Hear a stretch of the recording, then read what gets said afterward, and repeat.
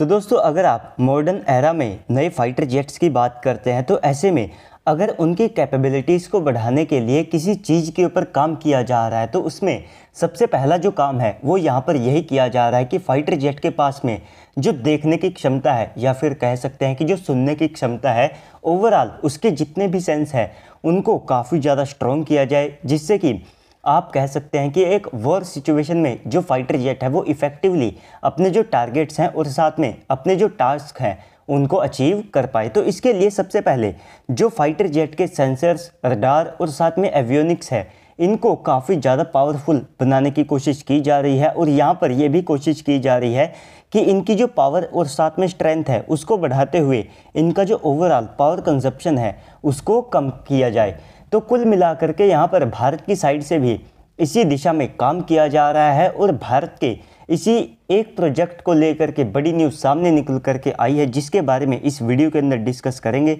लेकिन दोस्तों वीडियो को शुरू करने से पहले आप सभी लोग वीडियो को लाइक करके कमेंट सेक्शन में जा करके जय हिंद कमेंट कर दीजिएगा। तो दोस्तों अगर आप राफेल से पहले भारतीय वायुसेना के बीस्ट फाइटर जेट की बात करते हैं तो वहाँ पर सबसे पहला जो नाम है वो हमारे Su-30 MKI फाइटर जेट का आता है। यहाँ तक कि आज भी भारत को किसी नई मिसाइल सिस्टम या फिर किसी नई टेक्नोलॉजी का टेस्ट करना होता है तो वहाँ पर भी आज राफेल होने के बावजूद भी जो सबसे पहला नाम है वो Russian Su-30 MKI fighter jet का आता है।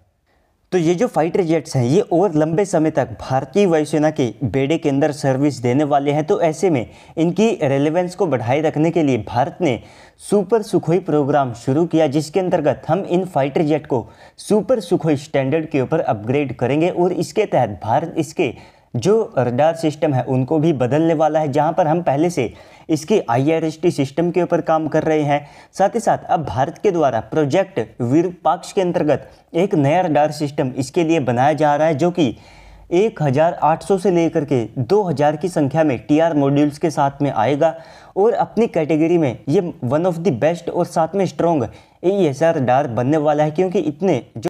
TR मॉड्यूल्स और साथ में कैपेबिलिटीज़ हैं वे शायद ही आप सब लोगों को मॉडर्न एरा में किसी फाइटर जेट के साथ में देखने को मिलते हैं। और यहाँ तक कि ये सब होने के बावजूद भी इसकी जो रेंज है वो आप सब लोगों को मौजूदा बार्स पैंथर के कंपैरिजन में 1.5 गुना से भी ज़्यादा दिखाई देगी, यानी कि यहाँ पर जो रेंज है वो भी और ज़्यादा बढ़ने वाली है। अगर आप मौजूदा Su-30 MKI की रडार की बात करते हैं तो फाइटर जेट लाइक जो टारगेट्स हैं तो उनको वो 150 किलोमीटर से लेकर के 200 किलोमीटर की रेंज के ऊपर ट्रैक कर सकता है, लेकिन इसके बाद में ये जो रेंज है ये और ज़्यादा बढ़ जाएगी। साथ ही साथ यहाँ पर TR मॉड्यूल्स जैसे ही 2000 की संख्या में होंगे तो इसके कारण इफेक्टिवनेस भी यहाँ पर और ज़्यादा बढ़ेगी। और साथ ही साथ जो AESR रडार होते हैं तो इनको जैमिंग एनवायरनमेंट के अंदर जैम करना भी काफ़ी ज़्यादा मुश्किल होता है, जिस कारण से जो active electronically scanned array radar हैं ये काफ़ी ज़्यादा लीथल और साथ में साइलेंट माने जाते हैं। इसके बाद में यहाँ पर ये जो रडार है इसका जो वेट है वो भी कम कर दिया जाएगा। माना जा रहा है कि मौजूदा रडार के कंपैरिजन में इसका जो वेट है वो 50% तक कम कर दिया जाएगा, जो कि यहाँ पर काफ़ी ज़्यादा बेहतरीन होगा, क्योंकि इससे फाइटर जेट की बाकी जो पेलोड को ले जाने लायक कैपेसिटी है वो यहाँ पर बढ़ जाएगी। और कुल मिलाकर के इस पूरे रडार का जो वेट है वो आप सब लोगों को 300 से लेकर के 350 किलोग्राम के आसपास का देखने को मिलेगा। और ओवरऑल इन सारी चीज़ों के साथ में Su-30 MKI फाइटर जेट की जो इफेक्टिवनेस है वो और ज़्यादा बढ़ेगी। यहाँ तक कि ये जो विरूपाक्ष रडार है तो इसका इस्तेमाल हम जो स्टेल्थ फाइटर जेट्स हैं तो वहाँ पर भी कर पाएंगे। और अगर आप भारत की बात करते हैं तो भारत के सामने जो सबसे बड़ा स्टेल्थ फाइटर जेट टारगेट है तो वो J-20 और साथ में इनका FC-35 है। तो ये जो फाइटर जेट हैं इन्हीं को भारत को खास तौर पर आने वाले समय में as a stealth target track करने की आवश्यकता पड़ेगी। बाकी ये जो उत्तम AESR रडार है तो ये बेस लाइन उत्तम AESR रडार के कंपैरिजन में आप आइडिया लगा सकते हैं कि कितना ज़्यादा पावरफुल होगा, क्योंकि जो बेस लाइन उत्तम AESR रडार है तो वहाँ पर केवल 900 प्लस की संख्या में जो TR मॉड्यूल्स हैं वे देखने को मिलते हैं और इसका इस्तेमाल तेजस Mk-1A स्टैंडर्ड के फाइटर जेट के अंदर किया जाएगा। इसके बाद में बारी आती है उत्तम